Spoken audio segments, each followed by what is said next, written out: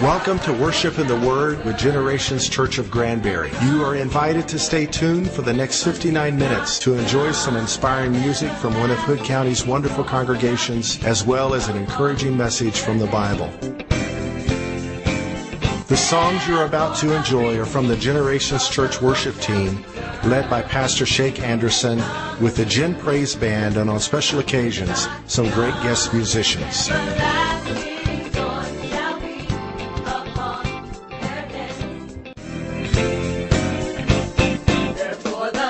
Later on in the broadcast, you may hear a proclamation of the gospel of Jesus Christ, along with some teaching from the Bible with Pastor Alan Latta or another Generations church leader or special guest. So without any further delay, welcome to Worship in the Word with Generations Church.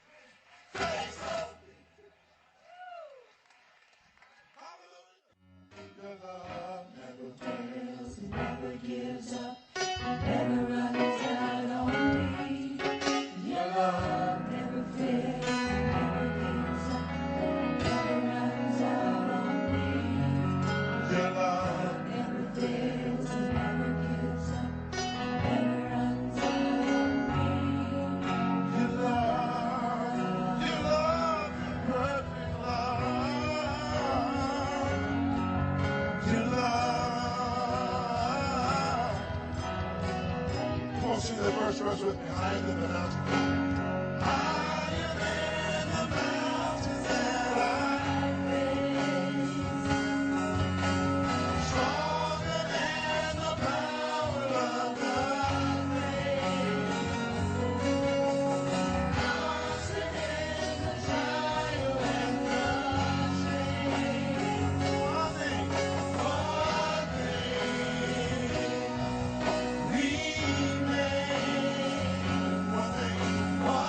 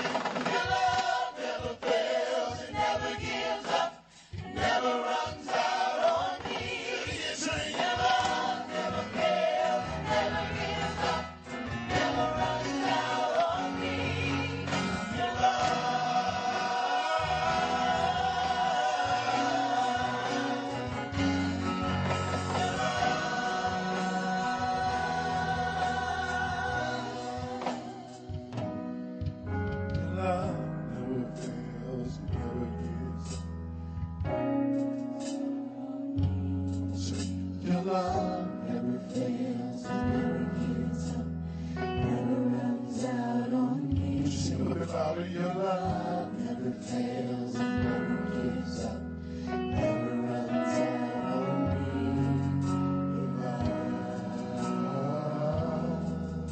Your love, perfect love, your love.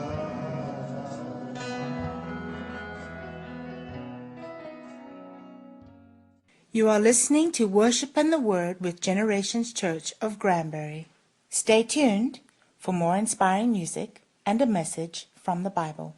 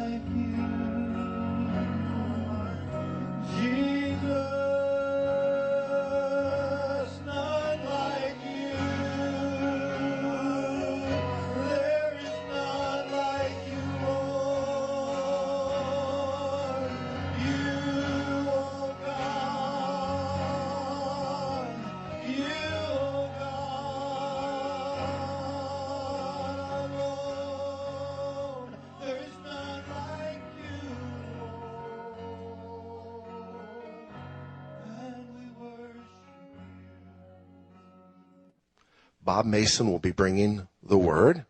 Bob is a missionary to the nations as well as to our nation, leaving soon to help develop an orphanage for AIDS orphans in Botswana. He's a very special friend of Pastor Sheikh Anderson. Can we show our appreciation as I turn the service to missionary statesman Bob Mason?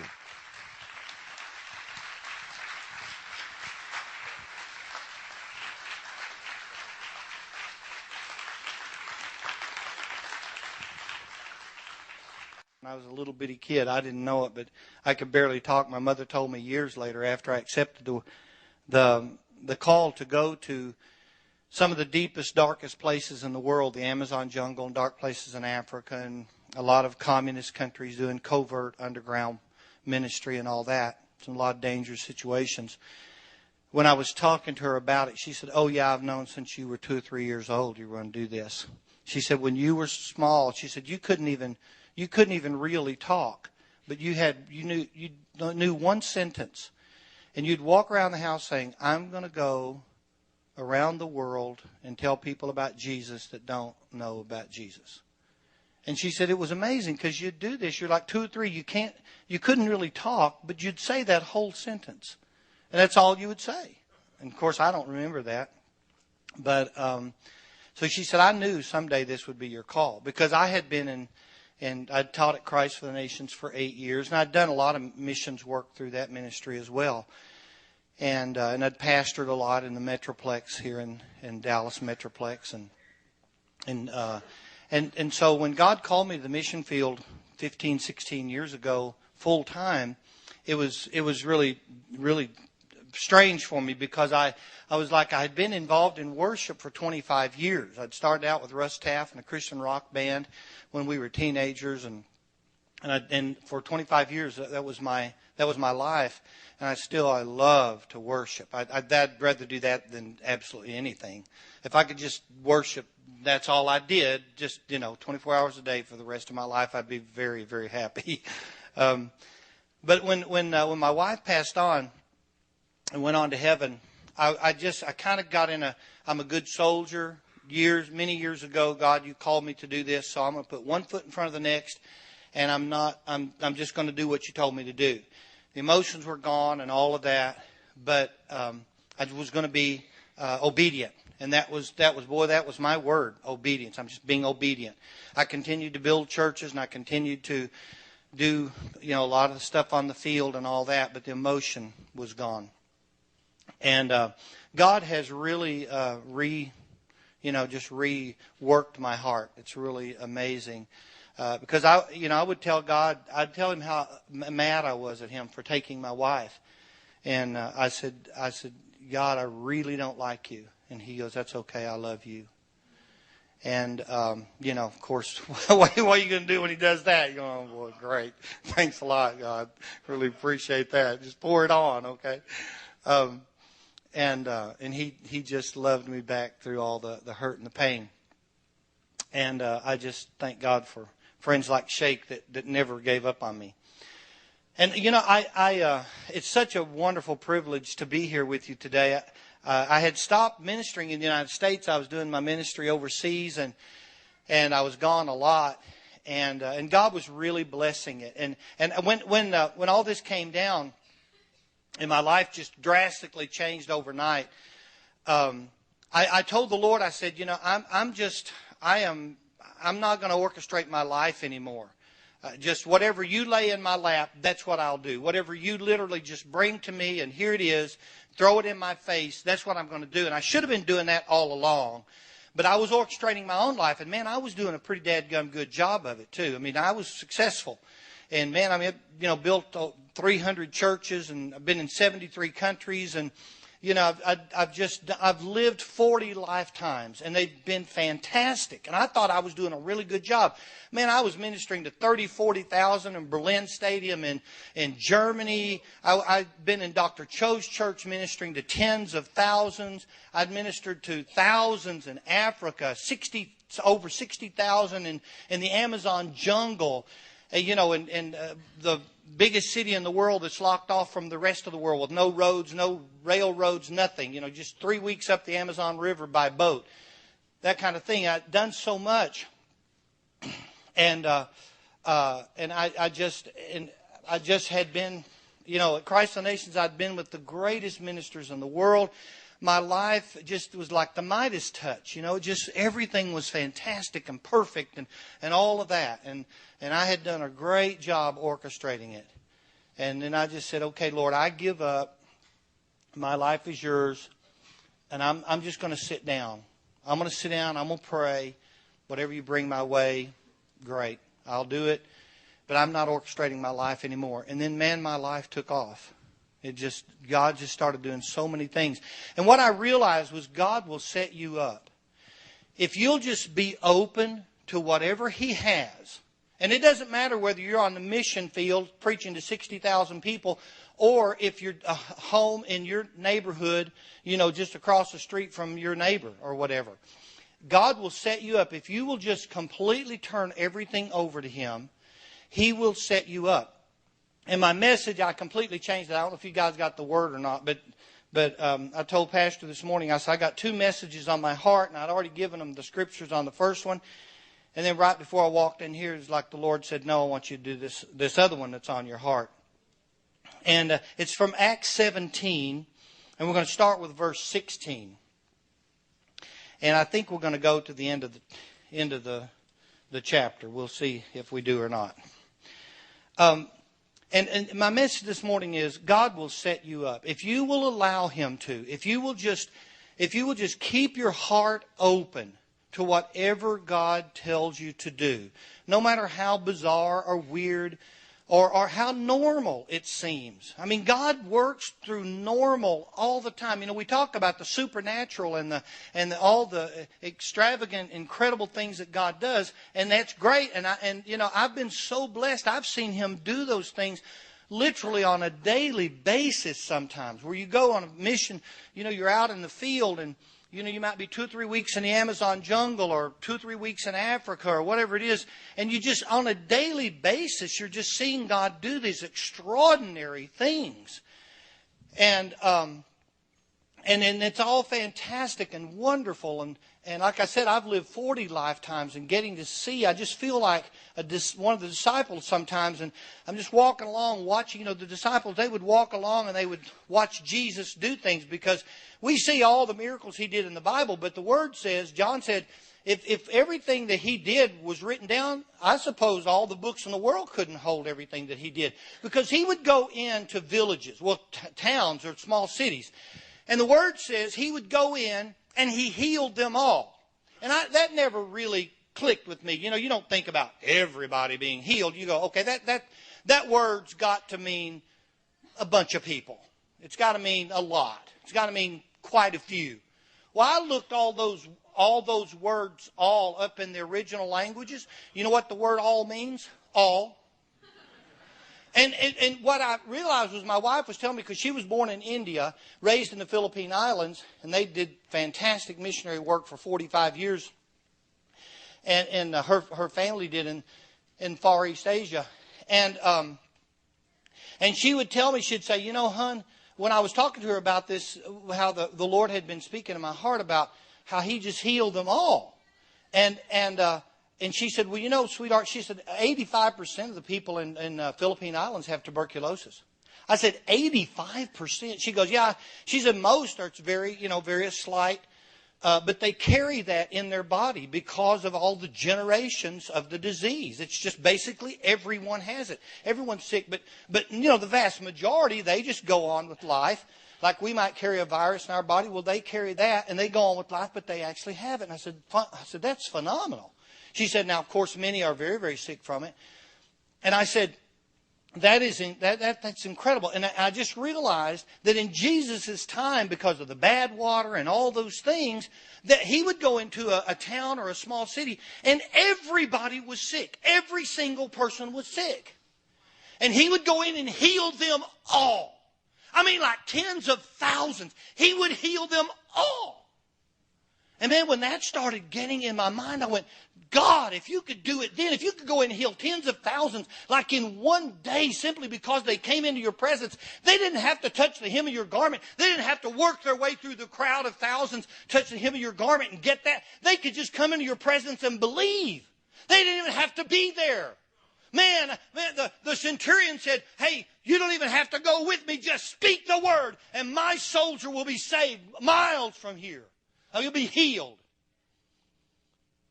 All you had to do was speak the word. All you had to do was come into the city. And Your presence drove out disease. Just like His presence, demons would run screaming. Please don't cast us into outer darkness. We'll go. And He just come into the area. His presence would heal people. His presence would drive out demons. I said, God, if You could do then, You can do it now. And I felt like a disciple. I could see the disciples. Like they're just following for 2.5 years. They just followed Jesus around before they really started doing the stuff, And they'd say, I could just see Peter saying, wow, did you see that? That guy didn't have any legs. John, write that one down. Man, that guy didn't have an arm. Talk about the withered arm. You've seen people with stubs in their shoulder. That's what when you go into the original language and you study what it meant to have a withered arm, it's like stubs, like little fingers sticking out the shoulder, those kind of things. No arm. It says when He healed the withered arm, He grew an arm. He grew legs. He grew in eyeballs when there were no eyeballs. He raised the dead. You can just see it. John going, oh, Matthew, wow, write that one down. Man, that one's definitely got to be written down. That's what I feel like sometimes when I watch God do these amazing miracles. And He just sets us up. I don't know what God's going to do when I go places. And it's not unlike Paul in this chapter 17. Paul was traveling to another city, but he had to go through Athens. He had no business in Athens. He was just, You know, it's like I came here. I live in South Lake, so I drove through Fort Worth to come here. I was passing through Fort Worth. Well, when you're on foot, you know, that was Paul's situation. So he just stops off in Athens on his way to another place. But God had set him up for Athens, and he didn't know that. It says in verse 16, now while Paul was waiting for them, that's Timothy and Silas, he's just there. That's their meeting place. Like, you know, I say, hey, I'll meet you in Fort Worth. We'll go to Granbury together. Somebody from Dallas. I'll come from South Lake. You come from Dallas. We'll meet in Fort Worth. We'll go to Granbury.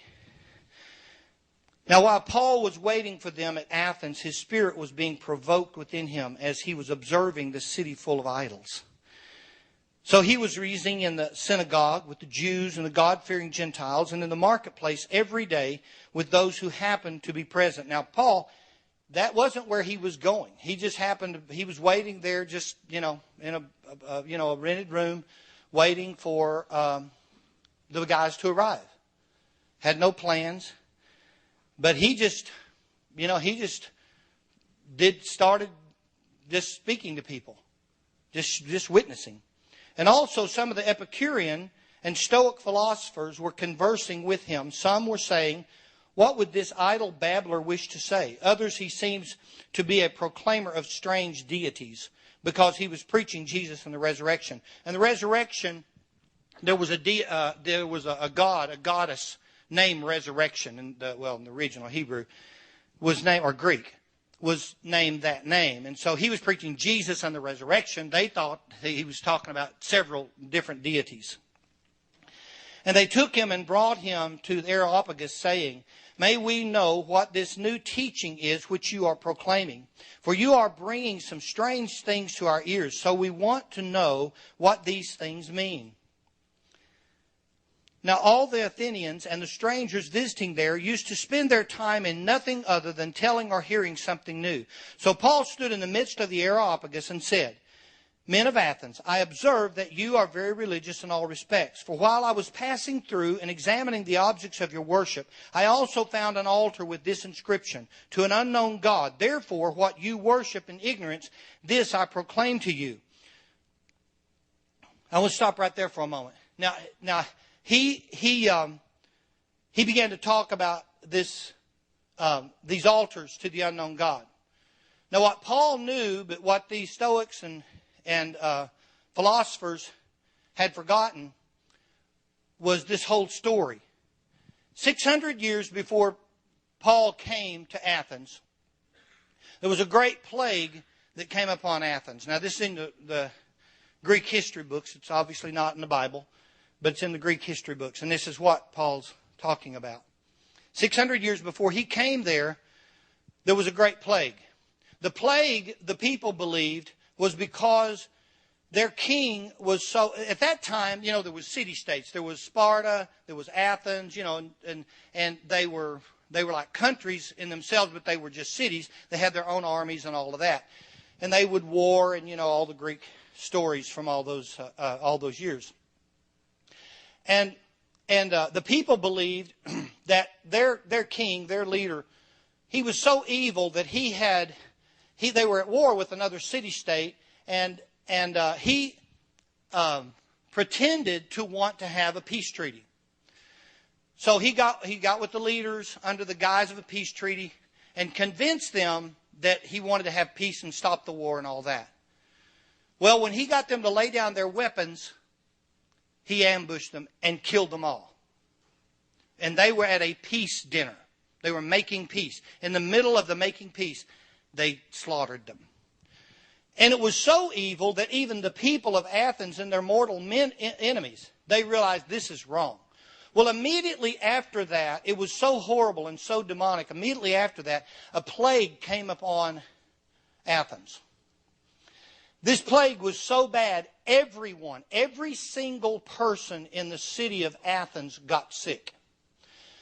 They were dying by the hundreds and the thousands. And the princess called the leaders together. And she said, we've got to sacrifice to our gods. They said, we've got many, many, many gods. We've sacrificed to all of them. The more we sacrifice, the worse the plague gets. And she goes, well, okay, then we gotta get some other gods. Okay, so they went out by ship, by horse, by oxen cart, every way they could. They went out and they plundered all these other city-states, basically the whole known world as best they could, and brought back gods. I mean, they brought back hundreds, maybe thousands of gods. They brought back every god known to man over the next weeks and months. And the more they sacrificed, the worse the plague got. More and more people were dying. And so they said, we've done everything we can. She goes, okay, I heard a legend about a man on the Isle of Crete. Now, whether he exists, I don't know. But it's our only hope. I've heard he's a great sage. And his name is Epimenides. I want you to go to the Isle of Crete. I want you to find this man and bring him back. See if he can help us. Well, they didn't know if he existed, but they said, okay, we'll go. Well, they make their way by ship to the Isle of Crete, and lo and behold, Epimenides exists. The legend's true. He's a great sage. And so they convince him to come back to Athens. They begged him. No matter how much money, whatever it takes to get you there. Finally, he agrees to do it. He comes back to Athens, and he says, just give me some time. And so he walks the streets of Athens, and he hears the weeping and the wailing and the crying, and he sees just the horror of the whole city being eaten by this disease, by this plague. And his heart's breaking because there's nothing anyone can do. So he finds himself at the end of the day out on Mars Hill. Now, I've been on Mars Hill. It's amazing. You stand on Mars Hill, there's the Parthenon, there's, those ancient Greek buildings. They're just magnificent. I've stood there on that very spot where Epimenides stood 2,600 years ago. And I prayed. And I experienced power. And so Epimenides stands there and he says, okay, we have sacrificed, these people have sacrificed to every known God. And he said, if there's a God out there that we do not know about, if there's a God that we have missed, if you exist, I'm asking you, please reveal yourself. And then I'm asking you, I'm hoping you are good. I'm hoping you're a good God, if you exist. And then secondarily, I'm asking you, if you do exist, I'm asking, are you capable of helping these people? He said, then thirdly, I'm asking you if you will help them. Please. An inspirational thought came to him. So next day he gets with the leaders and he goes, okay, this is what we're going to do. He said, I want you to go out and I want you to get all the finest sheep. I mean, just the finest sheep in all of Athens. Just the perfect sheep. I want you to starve them for a while. Don't let them eat for a while. And I want you to then let them sleep. And then when they wake up on this certain morning, when they wake up, I want you to bring them to Mars Hill and just meet me there. So on that particular morning, the sheep come out there. They're all, just ravishingly hungry. They've just slept. And they're standing there and they said, what do we do? He goes, okay, we're going to let them go. And I'm asking if this God exists and if he's a good God and if he will help. I'm asking him to choose the sheep he wants offered to him. Okay, well, how are we going to do that? Okay, we're going to let the sheep go. And the sheep that begin to eat immediately, we're going to call those out. The ones that go out on the grass and fall asleep and don't eat, that's the ones that, if this God exists, that's the one He's choosing. And they're like, the sheep are starving, they just slept, and they're going to go out and lay down and sleep on the grass and not take a bite. He said, yeah, if this God exists, that's how He's going to do it. That's what I've asked Him. Okay. They thought Epimenides was, had lost his mind. They let the sheep go. The finest of the fine walk out on the grass, gently lay down, and fall asleep.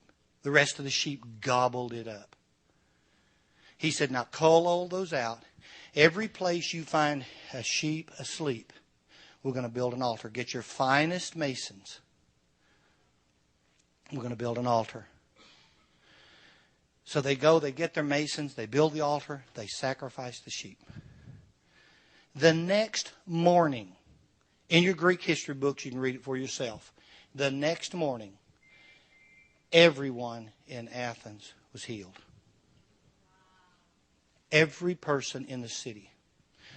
A few days later, the Epicureans, the Stoics, the leaders, they're all gathering together. This is incredible.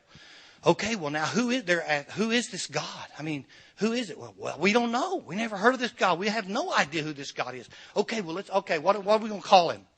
And so they start throwing out names. Epimenides hears this. He comes in the meeting and goes, what in the world's wrong with you guys? What's wrong with you? Well, we got to name this God. We got to start worship. We got to start all this stuff. He goes, no, we don't know who this is. You write on the inscription, to the unknown God. He'll reveal Himself when He's ready. 600 years later, Paul, having a doctorate in history and philosophy and Greek history, we believe he had like 7 doctorates, medical doctorates and all.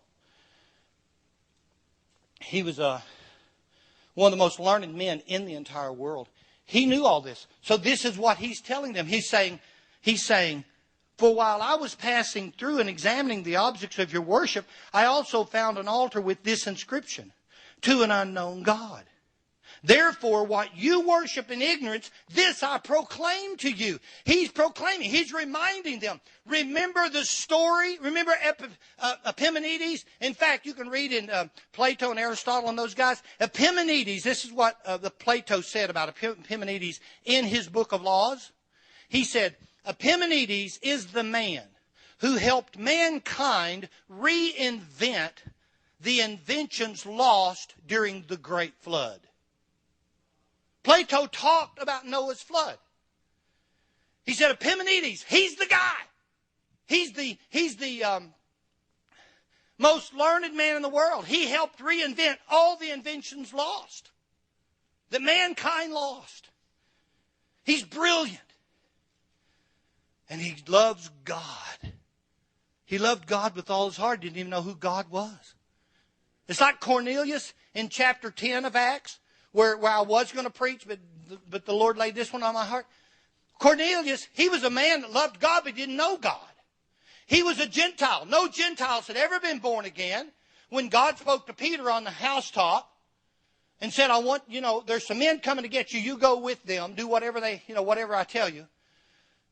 Up until that point, they didn't even believe that Gentiles could be born again.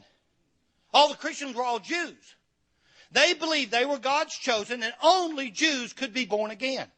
Gentiles, they just weren't, they weren't capable of that. They weren't chosen by God, so they couldn't be born again. They couldn't have eternal life. And that's when God spoke to Peter and said, go. And so Peter goes. He sees that the angel has come to Cornelius, told him about Peter and said, go send your men to find Peter at the tanner's house and blah, blah, blah. Simon brings him back, and Peter realizes, wow, God did all this and the Gentiles can be saved. Cornelius was worshiping God and giving alms. He was just giving to the poor and loving God. He didn't even know God. Epimenides loved God. He just didn't know who he was. It's like Helen Keller.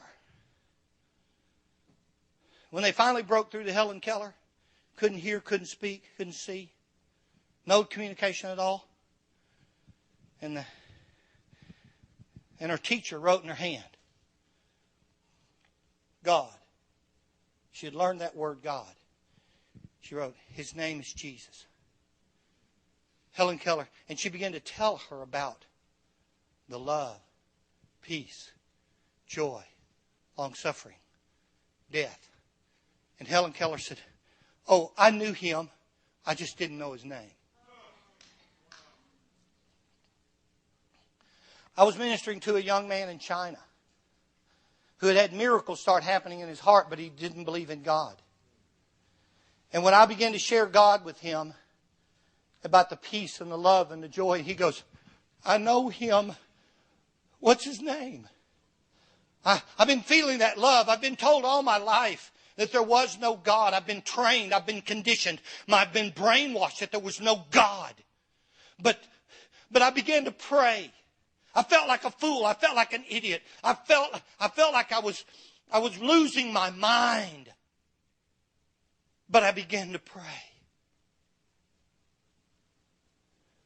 He said, I began to feel love. I began to feel forgiveness. I began to feel redemption. And when I began to tell him the attributes of Jesus, he goes, oh, I know Him. I know Him. What's His name? I say His name is Jesus. He goes, oh, that's His name. That's His name. At the Ming tombs, the boy was saved right there. Chow.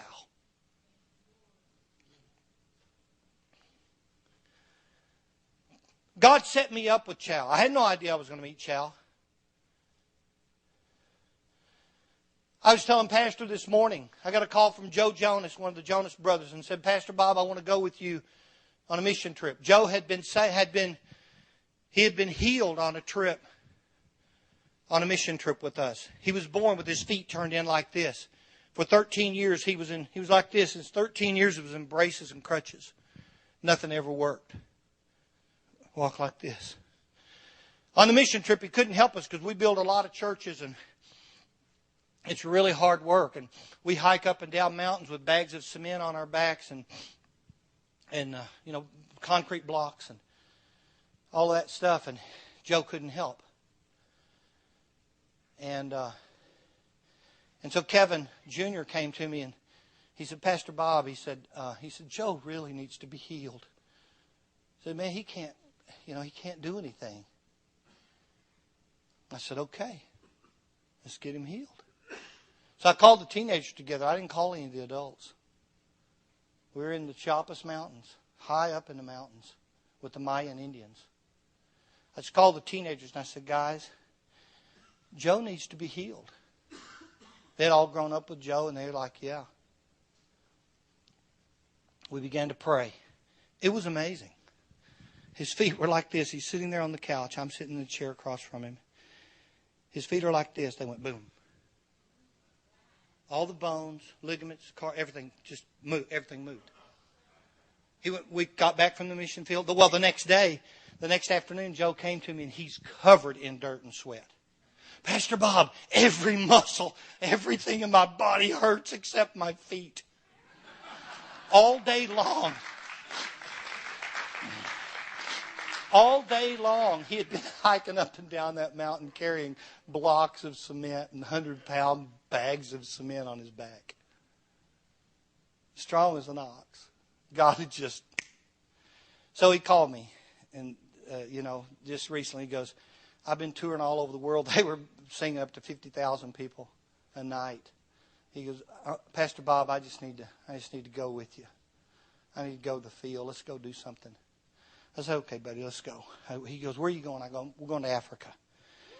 Okay, all right, great. What are we going to do? I said, well, we're going to do some more digging. I said, we want to build an orphanage, an AIDS orphanage, but the country of Botswana, the government, they say they don't have an AIDS problem, but 30% of their people have AIDS, but they're in total denial. So there's no paperwork, there's nothing. You can't, it's against the law to have an AIDS orphanage or any kind of AIDS program. And I said, but by faith we're going to build a baby's AIDS house. And by the time we get this thing built, we're going to be able to have an AIDS orphanage. We're just going to start. We're starting by faith. It was so bad, one of our friends went in. Well, this was over now, 5-year praying, over a 5-year period. And our friend that lives there permanently, what I decided was, I said, okay, Lord, this is ridiculous. Because constantly there were babies. We'd get reports from villages, babies coming in, that were dying. Their mothers died of AIDS in the mud hut or bamboo hut. And, the baby's laying on a dirt floor dying. And we could save that baby's life. So we'd go to the government and say, hey, can we please, look, there's another baby out here in the village, in this certain village. Can we please go and get that baby? No. If you go get that baby, you'll be arrested. We'd be kidnapping. We're going, wait, it's dying. The grandmother's 90 years old. She's dying. The mother's dead. The father died of alcoholism. And the baby's laying there dying. The baby will die. They figured 7 hours. Please, we can save that baby's life. And in fact, if you'll let us, all these thousands of mothers, we have medicine that all these thousands of mothers that have AIDS, we have medicines that will block the AIDS virus from moving from the mother's body to the baby's body. So we can save the babies in the womb. No, we don't have an AIDS problem in Botswana, and so no, you can't do that. And this is how bad it got. So I said, okay, Lord, we got to draw a line in the sand. We cannot continue just negotiating with these people and trying to convince them to do the freaking right thing. And so I said, okay, we're drawing a line in the sand. We're going down. So we took our whole team, I don't know, 30 of us or whatever it was on that particular trip. We go down, and there's this city block of all these government buildings. And there's 20-foot walls all around it. Barbed wire fence and all those kind of things. Concrete walls, 20 feet high. I'm like, okay, let's go. Let's march. We started marching. We marched all the way around it. We were praying, marching all the way around it. My son looked up at me and he said, Dad, this is like the Israelites in Jericho. He said, they won, and I believe we're going to win too. I said, son, you're right. So we marched around. So we stood out in front for another 2 hours with our hands pointed toward the wall, praying. Okay, so Jana, our partner, goes in. She sits down with the woman that's head of all the human health affairs of the country in that region. And she's begging her. So there's another baby dying. If you let us go get the baby, we can save its life. Please. The woman said, no, get the blank out of my office. I've told you and told you and told you. Leave me alone. We don't have an AIDS problem in this country. Jana broke. She goes, but this baby's dying, please. She broke and she began to weep. I mean, weep and wail in the office. I mean, she began to travail over these babies. And I mean, it's so loud, it's echoing down the hallway. Well, there's a man at the other end of the hallway. He comes out of that office. He's going, what in the world's going on? Comes running down the hallway, comes in the office. What is going on? Man, you're disturbing the whole building. And Jana turns to him and pours her heart out. She goes, babies are dying daily by the thousands. We can help these babies. But the policies of the government, the woman says, look, our policies and principles and laws and our paperwork, they are more important than whether those babies live or die. Babies die. That's a fact of life. Our policies are more important than those babies. The man turns and says, no, this has got to stop. He said, she's right. We've got to change. Turned out he was the minister of health for the whole nation.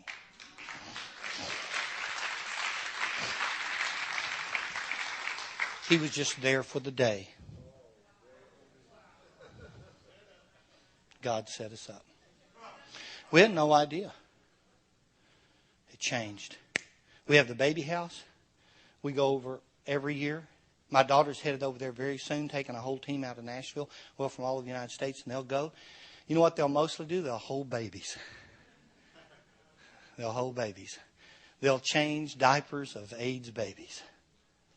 My son, he's so awesome. He works double shifts. He'll work like 16 hours a day in the baby's house. Just playing with those babies and changing their diapers, taking care of them.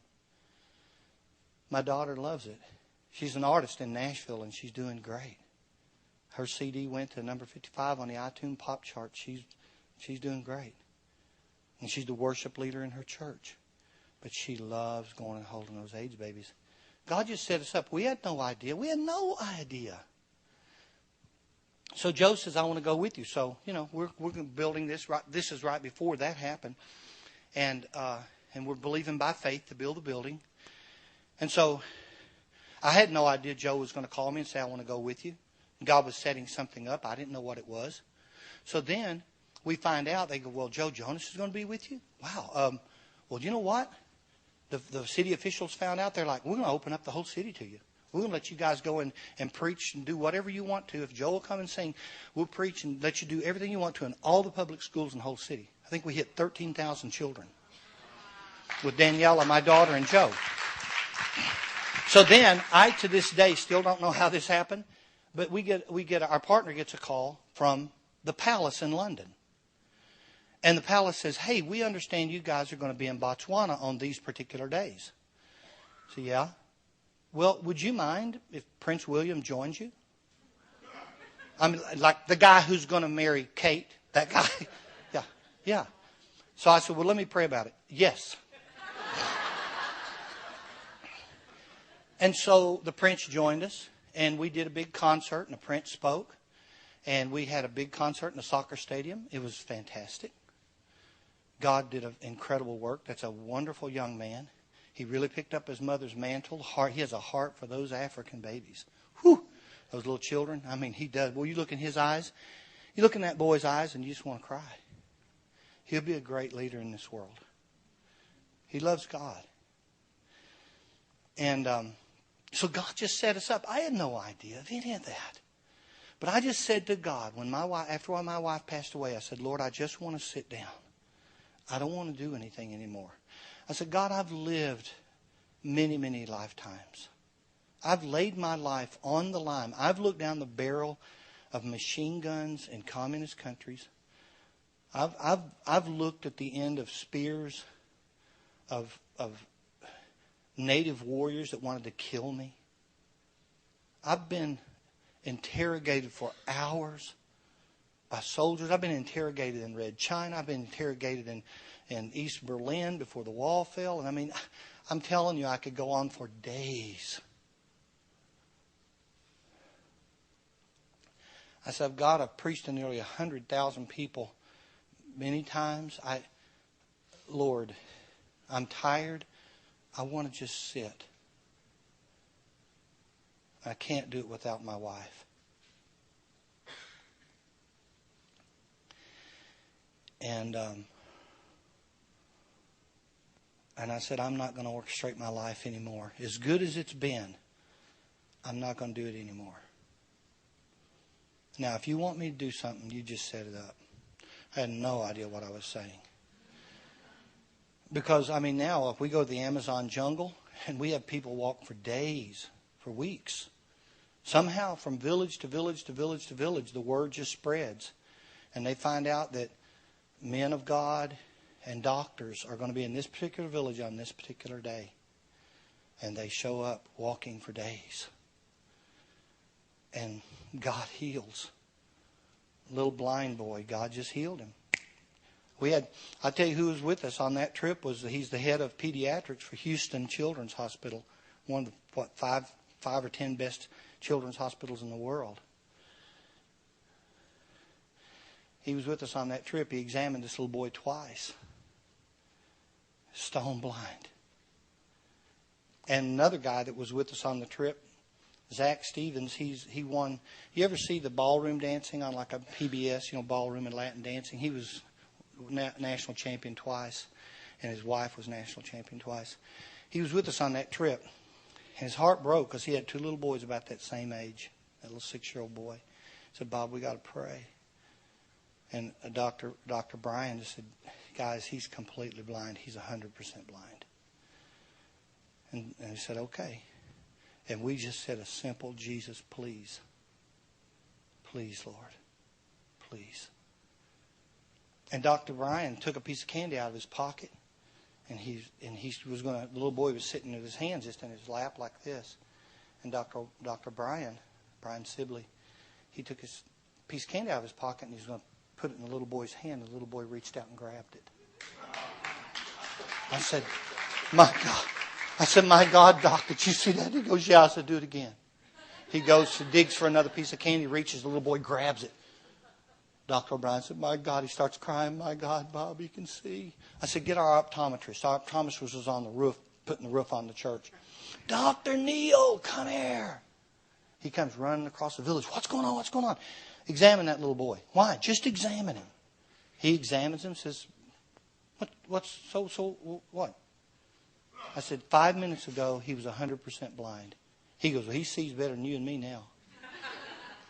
I see that kind of stuff all the time. God just set us up. Did you know that woman walked for 15 days, I think it was, through the jungle to get her little boy there? It was her faith. That she was like the woman pressing through the crowd. If I can just touch the hem of his garment, I could just see that little woman, that little Inca woman, that little Agawuna woman. If I can just get to that village on that day before those men of God and those doctors leave, I know my little boy will see. I just know it.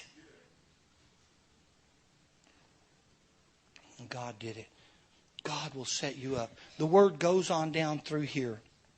It says, the God who, in verse 24, the God who made the world and all things in it, since He is Lord of heaven and earth, does not dwell in temples made with hands, nor is He served by human hands as though He needed anything, since He Himself gives to all people life and breath and all things. And He made from one man every nation of mankind to live on all the face of the earth, having determined their appointed times and the boundaries of their habitation, that they would seek God, if perhaps they might grope for Him and find Him, though He is not far from each one of us. For in Him we live and move and exist, as even some of your own poets have said. For we are also His children. Being then the children of God, we ought not to think that the divine nature is like gold or silver or stone in image, formed by the art and thought of man. Therefore, having overlooked the times of ignorance, God is now declaring to men that all people everywhere should repent, because He has fixed a day in which He will judge the world in righteousness through a man whom He has appointed, having furnished proof to all men by raising Him from the dead. He said, this man today, this unknown God whom you serve, but you don't even know who He is, I declare Him to you to this day. See, God will set you up. And you don't have to go to Africa or the Amazon jungle or Southeast Asia. My wife would walk the streets of our town, South Lake. And she would walk every day. Every morning she would walk and she would pray, Lord, what is it? Give me, what is it? A lady comes, she sees Debbie out her window doing her dishes in the morning. Looking at it. She walks out. She says, hey, I see you walking by my house every day. You just getting some good exercise? Oh, no, I'm praying. I'm praying for you and all of our neighbors. Oh, you are. She starts crying. Will you please pray for me? I'm Jewish. She said, what are you? I'm a Christian. Well, I'm Jewish, and my husband just told me this morning he wants a divorce. Will you please pray for me? Right there in the driveway, God touches that Jewish woman. Heals her heart. Heals her spirit. My wife was set up daily like that. She's walking along. Woman comes out. Hey, what? I see you walking every day. Yeah. Hey, I'm just praying. Oh, you're praying. Will you pray for me? I'm Mormon. Will you pray for me? And you know what? Debbie had such an incredible ministry to the Mormons in our town. They would go. The Mormon ladies would go shopping together. It would be like 8 or 10 of them in a van and Debbie. I mean, everywhere they went, she was invited to everything. They would invite her to come and lead worship in their church. It was incredible. She led so many Mormon women to the Lord. It was crazy. I mean, crazy.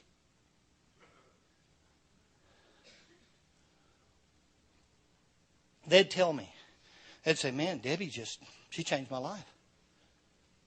I said, I know God just set it up. Because there's we would never have even, been in the same room together. God just set it up for her to minister to me.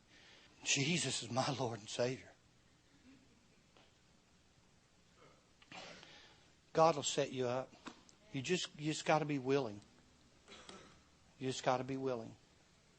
And He'll do miracles for you.